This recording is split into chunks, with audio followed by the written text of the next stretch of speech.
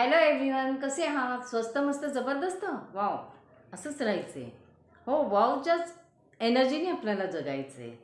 मित्रांनो, आज आपण बघणार आहोत ते रिलेशनशिप. हो, ती रिलेशनशिप ही दोन पार्टनरमधली रिलेशनशिप आहे. मग ती नवरा बायकोची असू शकते, दोन मित्रांची असू शकते, दोन मैत्रिणींची असू शकते, किंवा एखादा मित्र आणि मैत्रिणीची असू शकते. तर मित्रांनो, पहिलं तर कोणत्याही रिलेशनशिपमध्ये आपल्याला ट्रस्ट असणं आवश्यक आहे. हो, विश्वास. विश्वास ही फार मोठी गोष्ट आहे.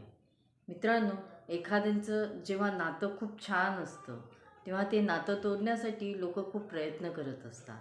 तर ते विश्वासाने आपण त्यांच्याबरोबर राहायचं असतं, विश्वास त्यांच्यावर ठेवायचा असतो. पण कधीकधी असं घडतं की आपण एखाद्या ठिकाणी जातो आणि तिथे एखादी पार्टी वगैरे असते आणि तिथे काहीतरी आपली अरेंजमेंट चुकते म्हणा, की आपलं काहीतरी चुकतं. त्यावेळेस आपला जो पार्टनर असतो त्याला आपण तिथेच न डावरता किंवा तिथेच न बोलता आपण त्याला नंतर घरी आल्यावर किंवा नंतर एकांतात आपण समजावून सांगायचं की तू केलेलं काम हे फार सुंदर आहे, अतिशय चांगलं केलं, पण त्यात थोडाफार आपण जर बदल केला असता तर आणखीन ते काम चांगलं झालं असतं. पण तिथेच जर आपण त्या व्यक्तीला डावरलं किंवा बोललो तर तिथे चार लोकांच्यात त्या व्यक्तीचा अपमान होतो आणि त्यामुळे आपलं रिलेशन खराब होऊ शकतं.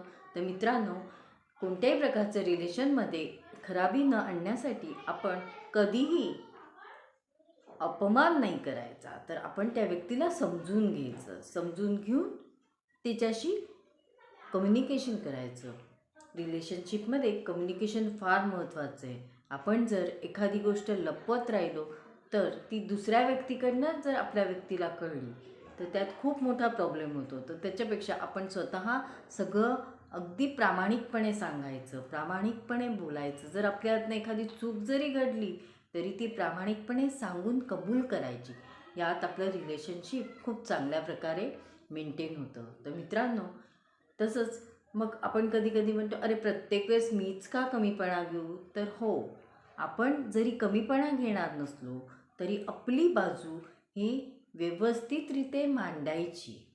म्हणजेच आपण जेव्हा दोघंच असणार त्यावेळेस त्या व्यक्तीशी बोलायचं. मग ते आपली पार्टनर बायको असो, मैत्रीण असो, किंवा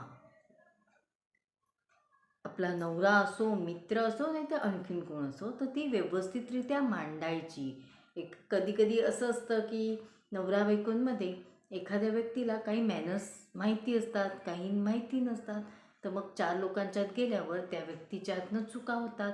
मग चार लोकांच्यात त्यांना नाही डावरायचं, नाही बोलायचं, त्यांना वेगळं घ्यायचं, वेगळं उभं करायचं, किंवा घरी आल्यावर आपण त्याला समजवायचं. पण चार लोकांच्यात त्यांचा अपमान नाही करायचा. मग ते नवऱ्याने बायकोचा करू नये किंवा बायकोनी नवऱ्याचा करू नये, किंवा मित्रांनी मित्राचा करू नये, किंवा मित्रांनी मैत्रिणीचा करू नये, किंवा मैत्रिणींनी मैत्रिणीचा करू नये. तर मित्रांनो, अशा आणि ह्यासारख्या काही गोष्टी जर आपण पाळल्या तर आपलं रिलेशनशिप खूप चांगल्यारीत्या टिकू शकतं, अगदी लाँग लाईफ होऊ शकतं. पण जर आपलाच मीपणा ठेवला आणि आपण जर मी म्हणेन तेच खरं म्हटलं तर ते रिलेशनशिप टिकत नाही. आपण वेळोवेळी जर आपण समोरच्या व्यक्तीचा अपमान केला तर ते रिलेशनशिप टिकत नाही. तर आपल्याला आपलं रिलेशनशिप जपायचं आहे, आपल्याला आयुष्यात पुढे आयुष्य काढायचं आहे, आयुष्यभर एकत्र राहायचं आहे. तर मित्रांनो, त्यासाठी आपण एकमेकांना समजून घेणं महत्त्वाचं आहे आणि कम्युनिकेशन करणं महत्त्वाचं आहे. तर मित्रांनो, तुम्हाला ही व्हिडिओ कशी वाटली? आवडली ना? आवडली असेल तर माझ्या चॅनलला सबस्क्राईब करा, लाईक करा, शेअर करा. आणि हो, माझं व्हॉट्सअप चॅनल जॉईन करायला विसरू नका, जेणेकरून तुम्हाला रेकी लेवलवर हा फ्रीमध्ये मिळणार आहे. तर मित्रांनो, न विसरता माझं व्हॉट्सअप चॅनलही जॉईन करा. थँक्यू.